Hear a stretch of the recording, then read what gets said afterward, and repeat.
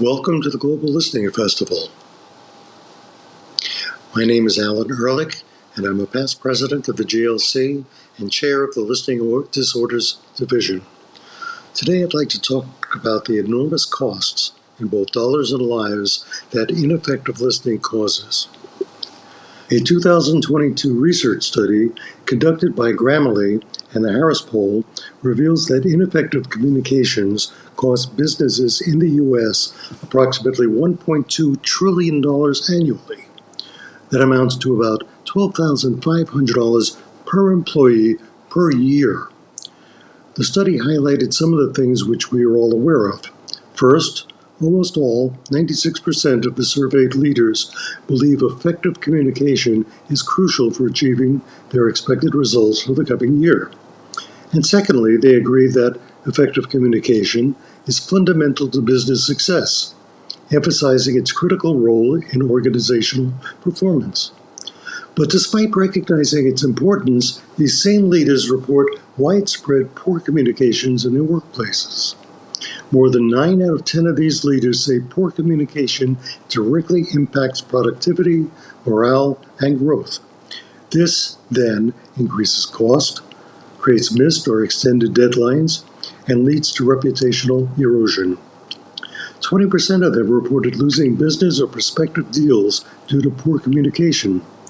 Nearly three-quarters, 72%, of business leaders admit that their teams struggled with effective communication over the past year. In today's business landscape, the importance of effective communication is clear. It influences the dynamics of the workforce at all corporate levels, impacts the interactions with customers and suppliers, and ultimately affects the corporate bottom line. With the rise of email and text messaging, written communication has increased across all organizational levels. One study showed that workers spent an average of 19 hours per week on written tasks. However, research indicates that more time is spent listening. Workers typically spend 55% of their workday listening, while managers listen about 63% of their time. Despite its significance, listening is often overlooked as a crucial part of the communications process. It's a fundamental communication skill that's rarely taught, but is essential for developing our other communication abilities. Listening involves complex processes, each with its own potential points of failure. For instance, hearing loss, particularly in high-frequency hearing loss, it reduces the volume of consonant sounds. This creates significant difficulties in word recognition, increases processing time, and is a primary cause of listening fatigue, all of which could lead to communication breakdown. There are also other, less obvious listening issues that have been identified as the cause of major disasters, resulting in immeasurable costs in terms of both dollars and human lives. Here's 3 examples. We can effectively listen to only one conversation at a time, so pick the right one. Let's think about the tragedy of the Titanic. The Titanic's radio operators' inability or unwillingness to refocus their listening to more critical conversations likely played a role in ignoring the warning from the SS California. Immobilized by ice, the Californian tried to warn the Titanic about the dangerous conditions. However, their message was rudely dismissed, with the Titanic's operator telling them to, quote, "shut up," because they were preoccupied with other conversations. While the Titanic's collision with a massive iceberg caused its sinking, the events leading up to the disaster demonstrates how focusing on irrelevant communication can result in catastrophic consequences, including the loss of a cutting-edge luxury liner and over 1,500 lives. On April 14th, the Titanic received 6 separate iceberg warnings, all of which were overlooked by the radio operators. The radio operators were not employed by the White Star Line, but rather by Coney Wireless. Their job definition was to handle passenger messages, mostly of the type, quote, "enjoying the voyage, wish you were here." Had either radio operator taken the time to evaluate and respond to the warning messages, the ship might have halted and waited until they could visually assess the surrounding dangers. It is not possible to effectively listen to more than one conversation at a time, but our brains are wired to respond to emergencies. But sometimes I guess they're not. In times of stress and chaos, effective communication is critical. Let's look at the Tenerife airport catastrophe.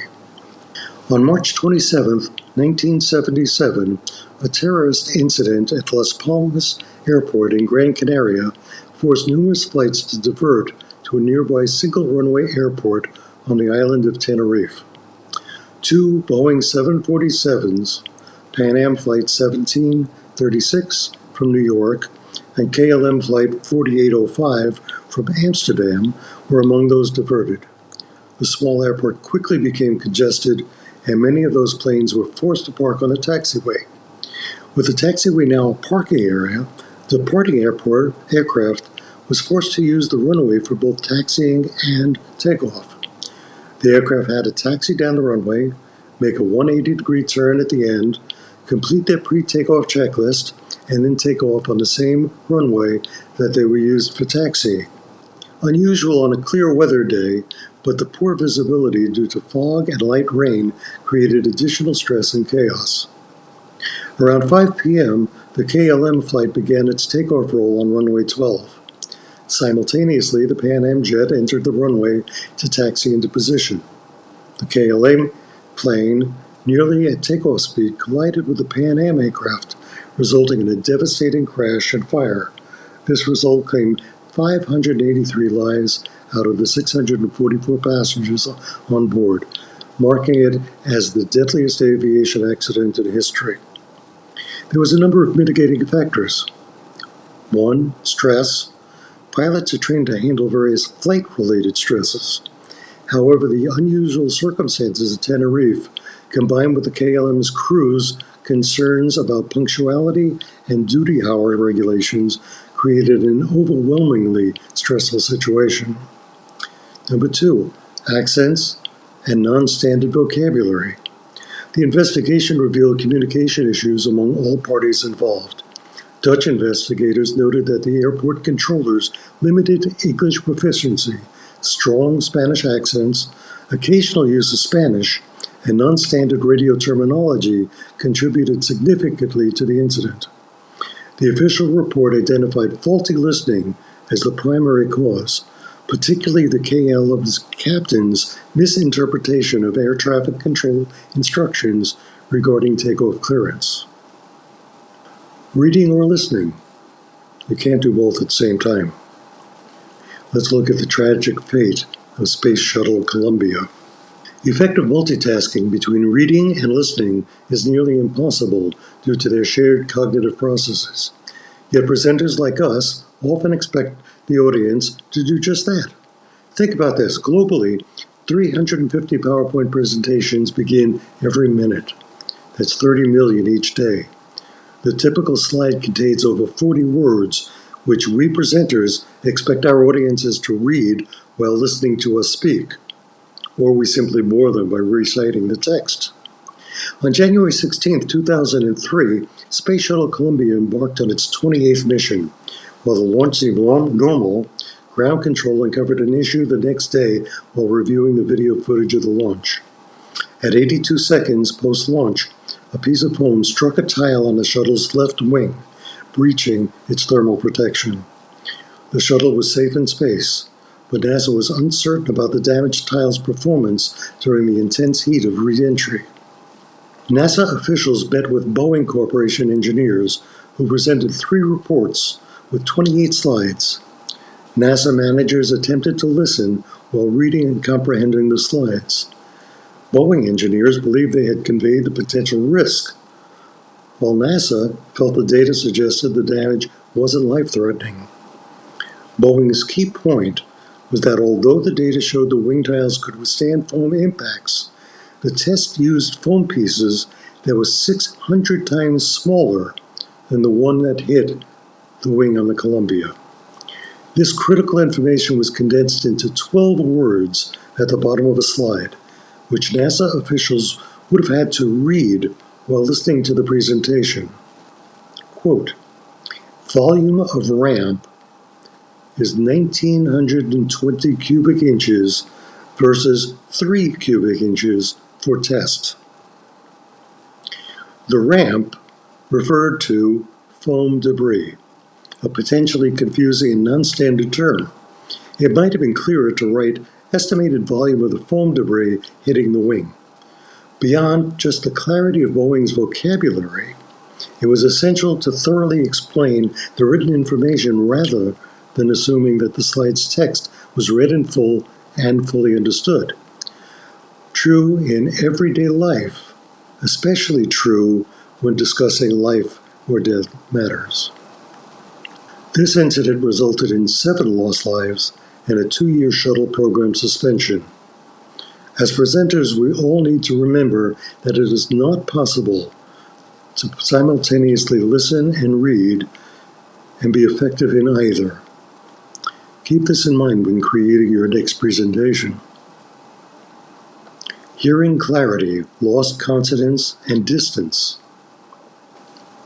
Grammarly's research showed us that ineffective communication in business cost the U.S. economy $1.2 trillion annually. Moreover, the various listening issues, as we've seen, has led to catastrophic incidents resulting in both loss of life and resources. These incidences occurred in the past. Looking ahead, the future of our society depends upon the quality of education we provide in our classrooms. However, a growing epidemic and a fundamental law of physics are creating an environment ripe with listening issues where misunderstanding flourishes, limiting the academic success of too many young students. Hearing loss has reached epidemic levels worldwide. The World Health Organization 2021 World Report on Hearing indicates that over 1.5 billion people globally experience some degree of hearing loss. Additionally, they estimate that 1.1 billion young individuals risk permanent hearing loss or damage due to prolonged exposure to loud music. In the U.S., Johns Hopkins reports that 20% of Americans aged 12 and older have a hearing loss severe enough to impede communication. An estimated 12% of school-aged children in the U.S. have some level of hearing loss. Fred Bess's 1999 study revealed that 5.4% of these children have a minimal, undetected hearing loss between 15 and 25 dB. Even this minimal hearing loss significantly impacts academic performance. In Bess's study, 37% of the children with minimal hearing loss failed at least one grade compared to the district's norm of just 3%. Aside from the academic underachievement and lowered self-image of these students, repeating a grade is an expensive proposition for the school district. It costs to educate a child for 1 year over $6,000. Hearing loss affects sound volume at various speech frequencies, particularly at higher frequencies where the consonants crucial for speech intelligibility are found. For example, the TH sound is a very soft sound at about 20 decibels and at a high frequency, roughly 6,000 hertz. An individual with a mild hearing loss, say of 35 dB, will have difficulty in hearing this important consonant sound because it's 15 decibels below that person's hearing threshold. The F, S, and H sounds are likewise high in frequency and very soft, and can easily be missed or confused by anyone with even a mild hearing loss. Missing these sounds can lead to difficulties in word recognition and overall comprehension, especially for children still developing their language skills. A simple law of physics plays a critical role in speech understanding. A teacher's voice, typically around 65 dB, focused at the first row of seats, decreases by 6 dB each time the distance doubles. This means students in the back of the classroom may hear the teacher at a sound level of only 47 dB or less, not much louder than a whisper. For students with a high-frequency hearing loss, this presents a significant challenge in comprehending lessons since they are generally missing most of the consonant sounds. Students with undetected hearing loss often avoid answering questions, fearing misunderstanding and potential bullying. These students may gravitate towards the back of the classroom, further exacerbating their difficulties. While the distance factor cannot be eliminated, it can be minimized through the use of various technologies. A cost to the school district, but an amazing gift to the students in need. Too often we neglect our hearing health. Most adults wait until significant problems arise before seeking professional evaluation. Research indicates that they typically delay getting their hearing evaluated for, would you believe, 7 to 10 years after initially noticing potential problems. Adults frequently compensate for hearing difficulties by increasing volume, requesting repetition, or relying on contextual cues in familiar situations. When the struggle to understand becomes overwhelming, they may withdraw from social interaction altogether. Young children, on the other hand, unknowingly adapt to impaired hearing because they hear what they hear and don't know any different. This generally leads to academic and social challenges as they grow up. The cost of communication breakdown, both professionally and personally, far outweighs the minimal effort required for routine hearing evaluations, which are often free of charge. I will leave you with one request. Have your hearing checked on a regular basis. Thank you for listening.